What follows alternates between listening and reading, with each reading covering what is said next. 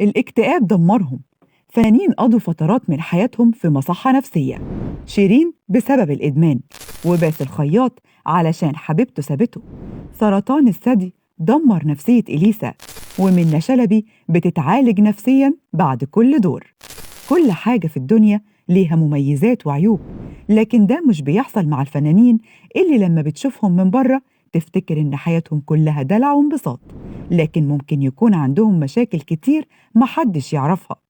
الجمهور بيتفاجئ لما المشاكل تتعرف، وأحيانا بتكون المشاكل دي في الشغل أو مشاكل في البيت بتأثر على نفسيتهم وبتدخلهم في اكتئاب. شيرين عبد الوهاب.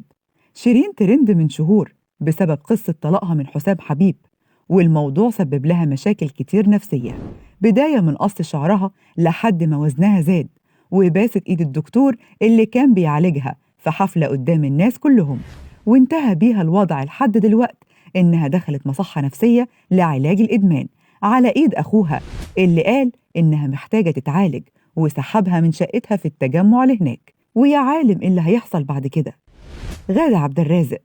اعترفت غادة إنها راحت لدكتور نفسي واتعالجت فترة، وحكت وقالت إن ضغوط الحياة والحاجات اللي بنواجهها بتبقى صعبة، وإن جالها في وقت من الأوقات اكتئاب، وبتاخد أدوية علشان تتعالج منه، ومن وقت للتاني بتحصل لها انتكاسات وبتضطر إنها ترجع تروح تتعالج عند الدكتور من تاني.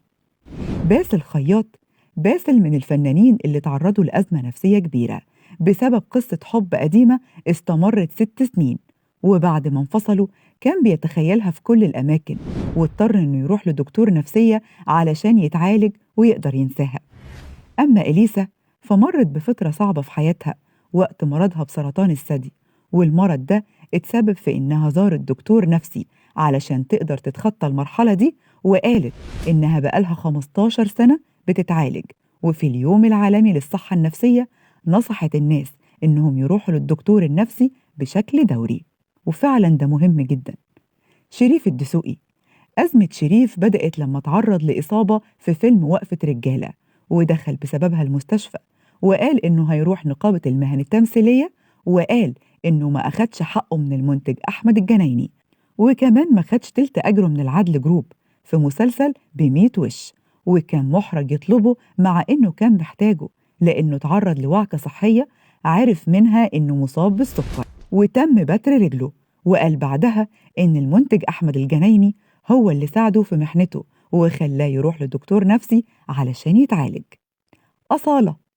أصالة عاشت أزمة كبيرة في حياتها، وأشهرهم أزمة طلاقها من طارق العريان، وخاصة إن الانفصال ما كانش في هدوء وحصل فيه مشاكل كتير.